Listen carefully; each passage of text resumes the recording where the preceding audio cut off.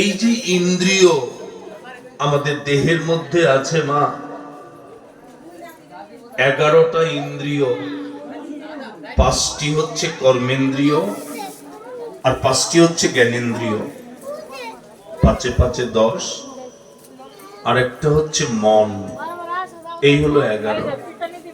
এই একাদশ ইন্দ্রিয় দিয়ে যদি সামান্য পরিমাণ সময়ও কৃষ্ণ ভজনে যুক্ত হতে পারি,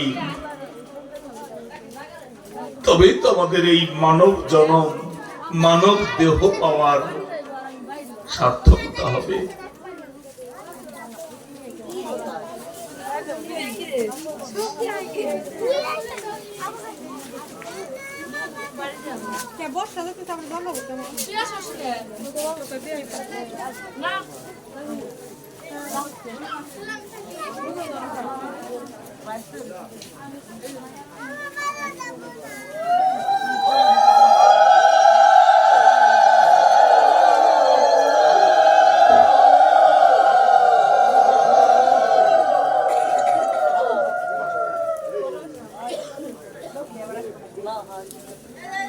দাপর যুগে ভগবান শ্রীকৃষ্ণ আমাদের মতো মনুষ্য দেহ নিয়ে লীলা করেছেন, অনন্ত লীলা।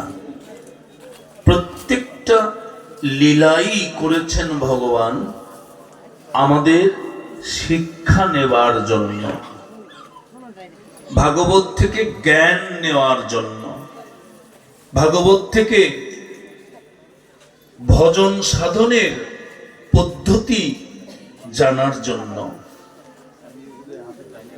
তাই সুখদেব গোস্বামী জানালেন প্রথমে যে এই কলিযুগে সর্বশ্রেষ্ঠ ভজন হচ্ছে নাম সংকীর্তন, এবং গৌরাঙ্গ মহাপ্রভু এই নাম সংকীর্তনের প্রতি গুরুত্ব আরোপ করলেন। কারণ আমার সাধনা যেন গোবিন্দের কাছে যায়, আমার সাধন ভজন যেন সময় নষ্ট না হয়, শুধু আমার সাধন ভজন যেন লোক দেখানো না হয়, আমার সাধন ভজন যেন নিরর্থক না হয়। তাহলে কি করতে হবে? আমি যে একজন মানুষ, ভগবান যে আমার স্রষ্টা, আমি যেন একান্তভাবে ভক্তি লাভের রাস্তায় যেন চলি। কেননা ভক্তি ছাড়া কিন্তু মুক্তি নাই। জ্ঞান, কর্ম, যোগ, সাধনা যতই করি, যে পর্যন্ত কৃষ্ণ ভক্তি ভেতরে না আসবে, সে পর্যন্ত কিন্তু কোনো ভজনে লাভ হবে না। আর এই ভক্তি অর্জন হয় নববিধা ভক্তির পন্থায়। কৃষ্ণ কথা শ্রবণ করা, কৃষ্ণ গুণগান গাওয়া, কৃষ্ণকে স্মরণ করা, এগুলোই হচ্ছে ভক্তির রাস্তা। কলিজীবের জন্য ধ্যান নয়, কেননা কলিজীবের মন অস্থির, মন চঞ্চল, মন অশান্ত। অশান্ত মনে ধ্যান হয় না।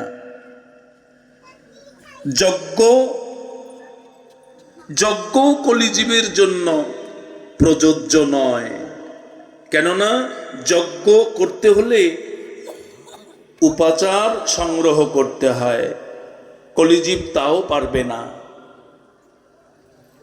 তারপর হচ্ছে পরিচর্যা, পরিচর্যাও কলিজীব ভালো মতো করে না। কিন্তু কলিজীব খুব ভালো মতো করতে পারবে একটু চেষ্টা নিলে। সেটা কি? সেটা হচ্ছে নাম সংকীর্তন। এই যে আপনাদের গোলকচাঁদ মন্দিরে যে অনুষ্ঠান হয় ফাল্গুনের প্রথম সপ্তাহ থেকে, এটাকেই বলা হয় নাম সংকীর্তন। এখানে ভগবানের নাম হয়, এখানে ভগবানের লীলা কথা আলোচনা হয়, এখানে ভগবানের ভক্ত চরণধুলি দিতে